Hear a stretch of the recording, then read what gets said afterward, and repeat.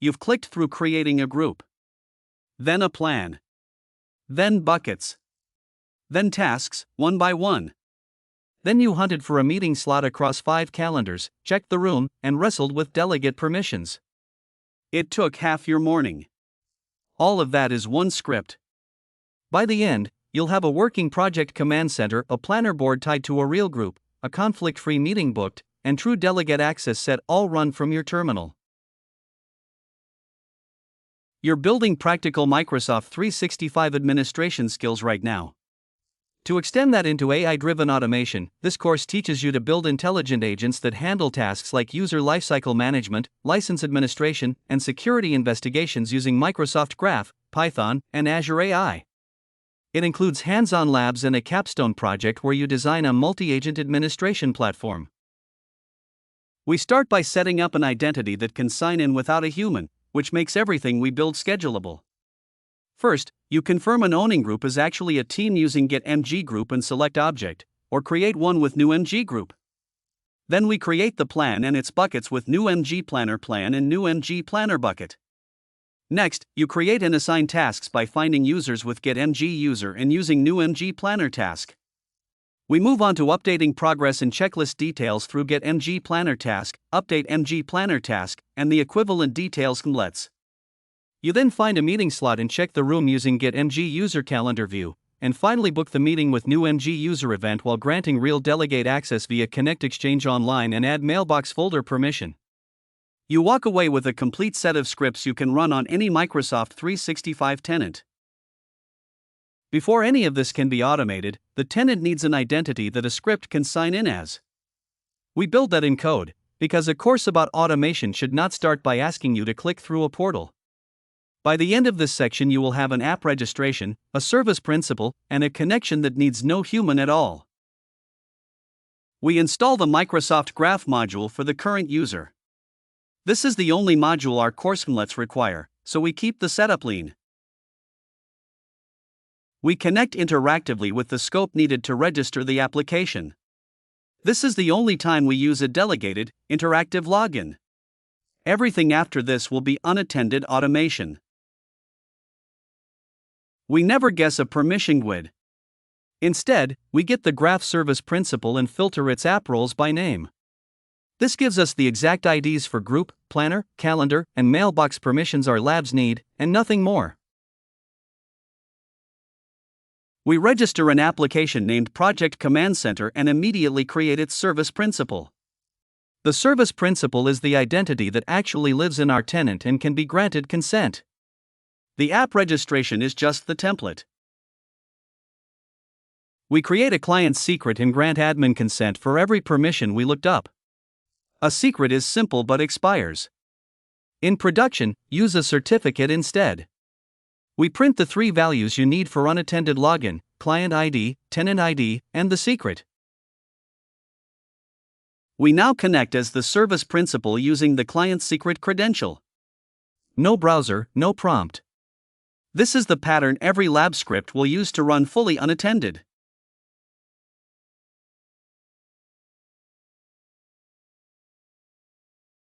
The script installs the module silently, then prints the welcome message from our one interactive login. New NG application returns a table with the display name, app ID, and object ID. We then see the 3 credential values printed, followed by a second welcome message confirming the unattended connection succeeded.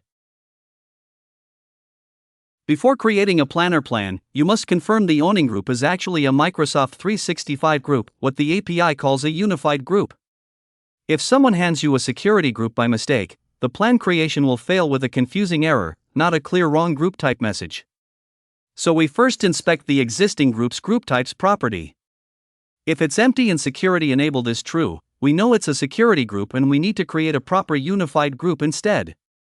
Watch for that check in the output, and note the pitfall: even a brand new unified group might not be planner ready for a few seconds while it's backing services provision. We'll query a group called Product Launch Q3 and examine its type. The result will show it's a security group, so we'll then create a new Microsoft 365 group with the unified type that planner requires. First, get MG group filters for a group whose display name equals product launch Q3 and selects its ID, display name, group types, and security enabled properties. The comment reminds us that group types must contain unified. If it's empty and security enabled is true, it's a security group.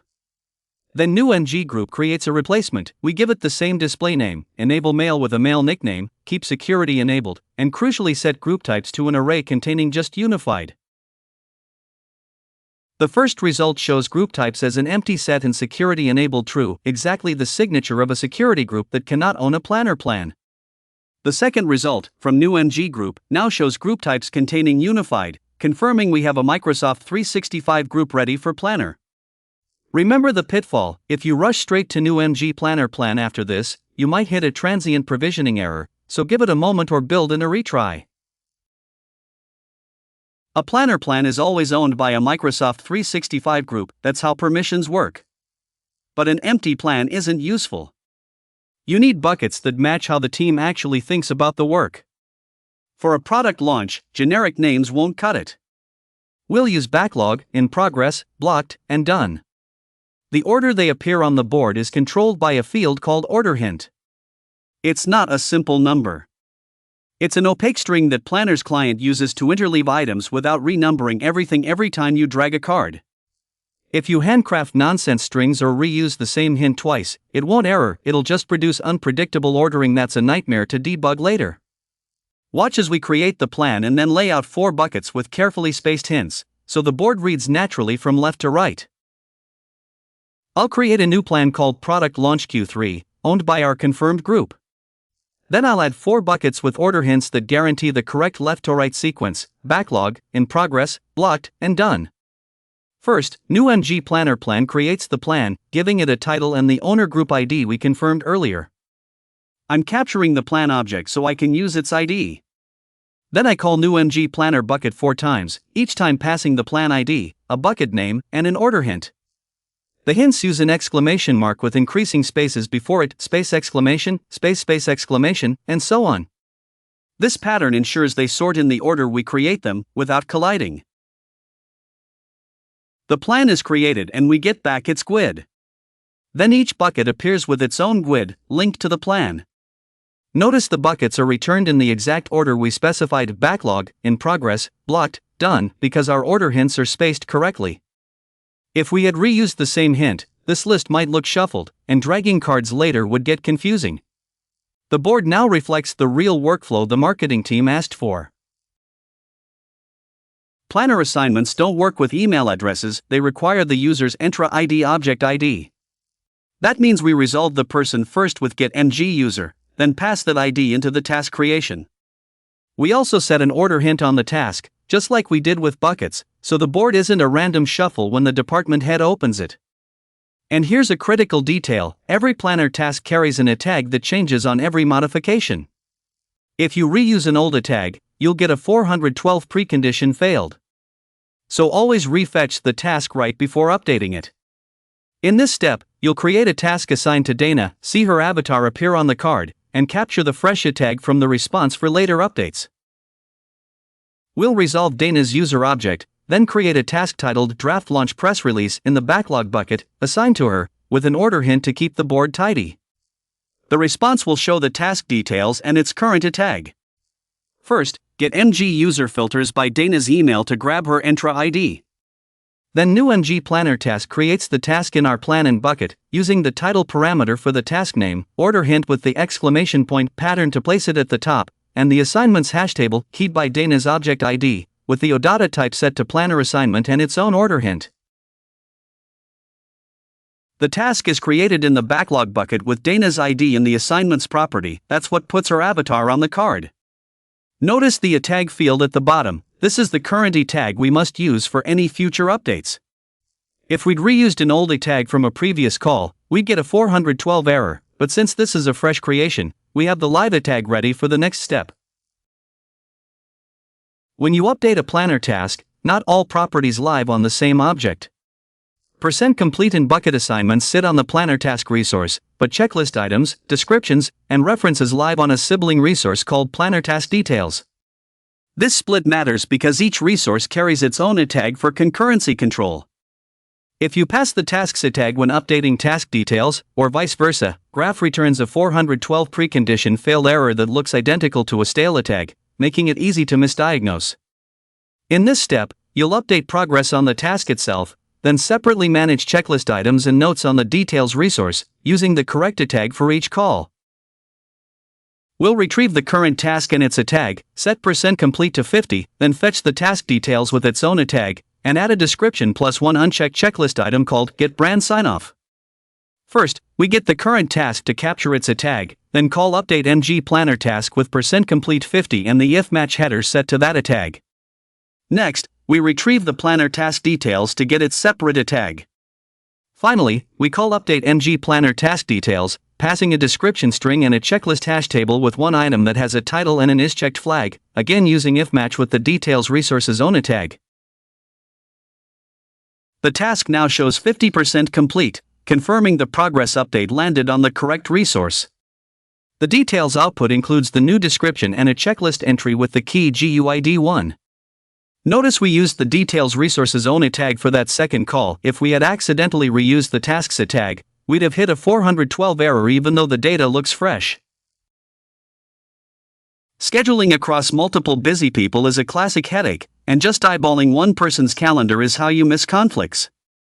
In this step, we solve that by using Find MG User Meeting Time, which has Graph evaluate the free/busy of every required attendee at once and return a ranked list of suggestions with confidence scores. But here's the catch: those suggestions don't factor in room availability unless you explicitly add the room as a resource attendee. Since we didn't, we'll then separately query the conference room's own calendar with Get MG User Calendar View to confirm it's actually free. Watch for the top suggestion's confidence score, and then see what the room's calendar reveals. We'll build an attendee array and call Find MG User Meeting Time for Dana, Sam, and the VP on July 27th for a 30-minute meeting. Then we'll pull the Redwood Room's calendar for that same day to cross-check the top slot. First, we define our 3 required attendees in a hash table array, each with an email address and a type of required. Then we call Find MG User Meeting Time, specifying Dana as the user context. We pass the attendees, a time constraint that sets the workday window from 9 a.m. to 5 p.m. Pacific on July 27th, and a meeting duration of 30 minutes using the ISO 8601 format. After that, we run Get MG User Calendar View for the Redwood Room's mailbox, giving it the full day in UTC to see every booking. Find MG User Meeting Time gives us 3 ranked suggestions. The top slot at 10 a.m. has a perfect 100% confidence all 3 attendees are free. But when we check the room's calendar, we see a recurring facilities walkthrough booked right at that same 10 a.m. slot. This is exactly the pitfall. The suggestion engine didn't consider the room, so trusting that top result would have caused a double booking. The 80% confidence slot at 2:30 p.m. also clashes with a marketing all hands. We'll need to either pick a lower confidence slot or add the room as a resource attendee next time. This final step solves 2 separate problems. First, we need to actually book the meeting now that we've confirmed a slot everyone can make. That's a straightforward Graph call. We already have the attendees list and the room from earlier steps. The harder problem is delegate access. The EA needs genuine editor rights on the VP's calendar while the VP travels, meaning create, modify, and delete items, not just view free/busy. Graph's calendar permission APIs only expose limited sharing roles, so we have to switch sessions entirely and use Exchange Online PowerShell to set a mailbox folder ACL. Watch for 2 things: the event appearing with the room and all attendees, and then the folder permission command returning editor access for the EA. We'll run new MG user event to book the meeting on Dana's calendar with the subject, time, location, and attendees we've already built. Then we'll connect to Exchange Online and grant the EA editor access on the VP's calendar folder. First, new MG user event creates the meeting on Dana's calendar. We pass the subject, start and end times in Pacific time, the Redwood conference room as location, and the attendees list we built earlier. Then we switch sessions, connect Exchange Online signs us into Exchange Online PowerShell as the admin. Finally, add mailbox folder permission targets the VP's calendar folder by its display name and grants the EA the editor access right, which is the full delegate permission we need. The event is created and we get back its ID and subject, confirming it's on Dana's calendar with the room and all attendees. Then the folder permission output shows the EA with access rights editor on the VP's calendar folder. That's the real delegate access. The VP's calendar will now appear under the EA's Outlook with full edit capability, not just free/busy. And remember the pitfall: if the VP's mailbox language is French, the folder is named Calendrier, not Calendar, so always check with Get Mailbox Folder Statistics first if you hit a folder not found error. We have just walked through automating a complete project command center from scratch using PowerShell, covering group verification, planner setup, task assignment, progress tracking, and calendar booking with delegate permissions. The single most useful thing to carry away is that every administrative step in this workflow has a command behind it, which means you can turn this entire sequence into a single repeatable script. When you know a task is fully automatable, you stop hunting for manual workarounds and start building reliable, hands-off processes.